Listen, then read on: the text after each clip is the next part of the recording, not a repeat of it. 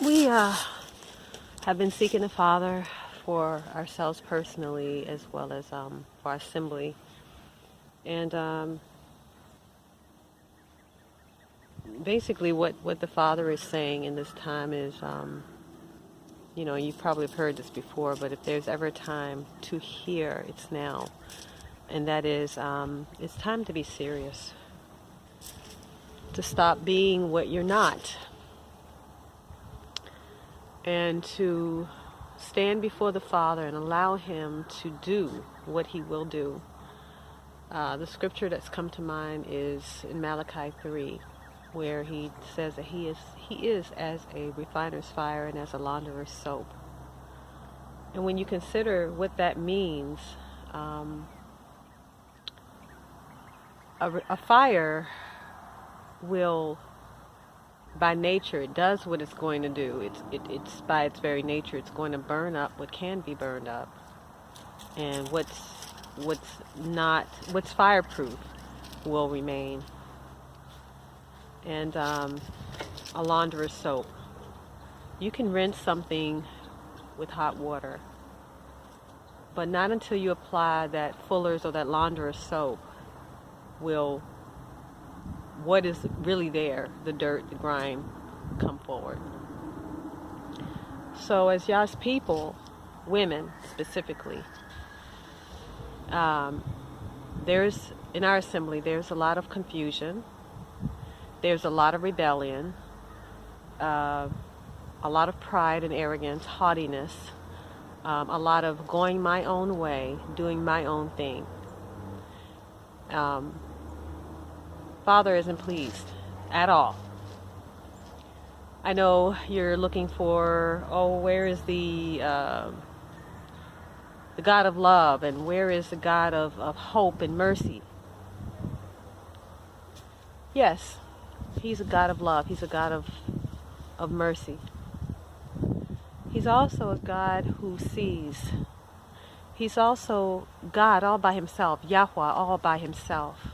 And we cannot dictate according to what our needs are as to who He's going to be. He's given us an opportunity in this season to get it right and to position ourselves, to align ourselves according to what His Torah is telling us. This is a season, as many of you may have known, maybe you haven't really paid much attention, but I've been posting on honor. I've been talking a lot about honor. And, it says in Malachi that there's a time, now is the time that the Father is, He's turning the hearts of the fathers back to the children, the hearts of the children back to the fathers, lest He strike the earth with a curse. We have to turn our hearts, or be turned. We have to turn our hearts to honor. We have to turn our hearts to obedience. We have to turn our hearts to what the word, what the literal meaning, the pashat meaning of the scriptures mean. There's a lot of young people these days who are not listening. They believe that they have to be mavericks, and they're hearing another word, they're hearing another sound.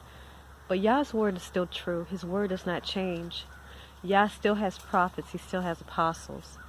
And the prophets have yet to fully be revealed as to who they are as far as the message that they carry. It's not being heard. And in fact, what's going to happen is there will be a famine of hearing the word. We're seeing it now. The literal heart of what Yah is saying through His prophets, through the fathers of the faith, is not being heard. It's not being heeded to. There is a remnant, but for the most part, the millennialist generation are not hearing. You have a form of godliness. I mean, many of you have jumped on the bandwagon. You're hearing to a point as far as the homesteading movement, the Torah homesteading movement, and that's right. Yet there's more. There's more.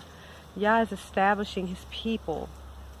His plans do not stop with any one particular movement. We have to hear what it is that he's saying and move in it. But there's still that place of every man doing what is right in his own eyes. So, I mean, there's a lot more that I have on my heart.